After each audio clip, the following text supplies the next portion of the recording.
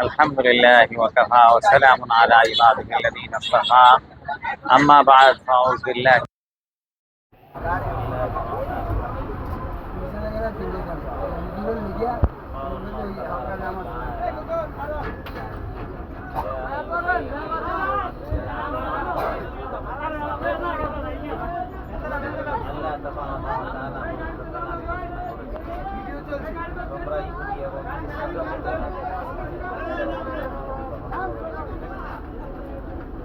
আলহামদুলিল্লাহ আজকে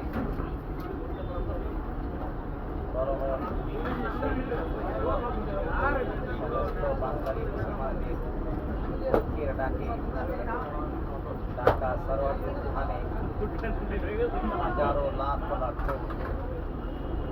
দিনদার মুসলমানদের মহান এক সমাবেশে আমরা থেকে হিসেবে আমরা সকলেই সরোয়ার স্থানের উদ্দেশ্যে রওনা করছি। আমরা দেখছি আমাদের আশেপাশে হাজারো লাখো দিনদার মুজাহিদিন সেই সরোয়ার স্থানে রওনা করেছি।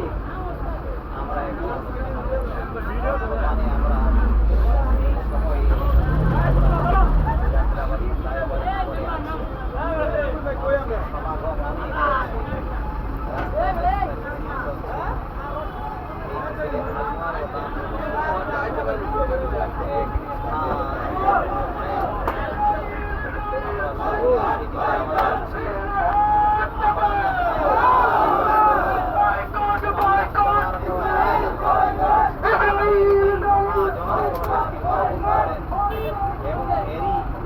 ফলাফল আল্লাহ তাআলা যেন এই মানুষ হত্যাকারী ইসরাইলকে যেন আল্লাহ তাবারক ওয়া তাআলা অচিরেই এমন এক দৃষ্টান্তমূলক শাস্তির ব্যবস্থা করেন যা ইতিহাসের পাতায় পাতায় স্মরণীয় হয়ে থাকে। আল্লাহ তাবারক ওয়া তাআলা যেন আমাদের মুসলিম জাহানের দ্বিতীয় কিবলা বাইতুল মুকাদ্দাস সহ যেন ফিলিস্তিনকে আল্লাহ তাআলা একটা স্বাধীন রাষ্ট্র ঘোষণা করার ব্যবস্থা তাহার পক্ষ থেকে নিজ পুত্রকে করেছেন।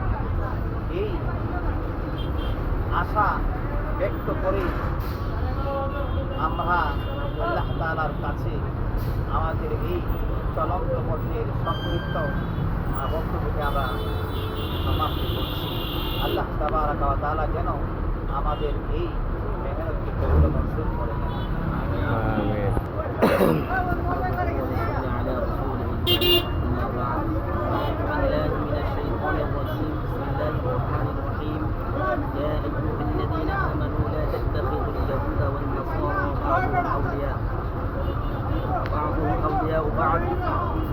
إلى آخر الآية.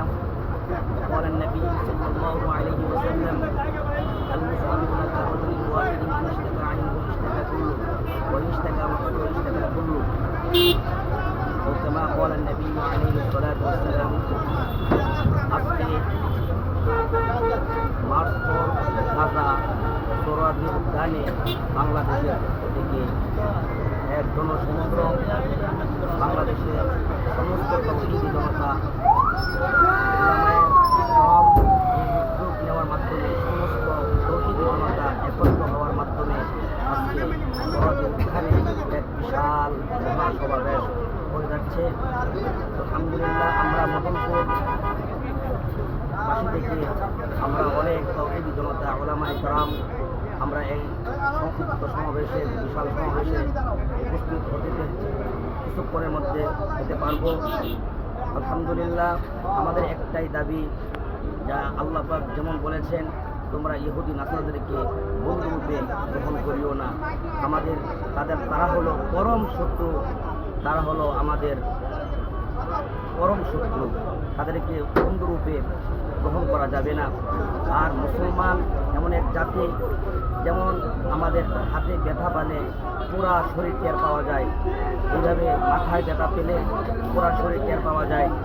আর মুসলমান এমন এক জাতি, এক মুসলমান ব্যথায় ব্যথিত হলে মুসলমান অন্য মুসলমান ব্যথায় ব্যথিত হওয়া লাগবে। এই জন্য আমাদের ফিলিস্তিন ভাইয়েরা তারা আজকে নির্যাতিত, তারা আজকে অনেক অত্যাচারিত, আমরা ব্যথায় ব্যথিত হওয়া লাগবে। আমাদের তাদের পাশে দাঁড়াইতে হবে। আমাদের সবচেয়ে বড় কাজ হলো তাদের জন্য দোয়া করা, পুলিশদের জন্য দোয়া করা, আহতদের জন্য দোয়া করা।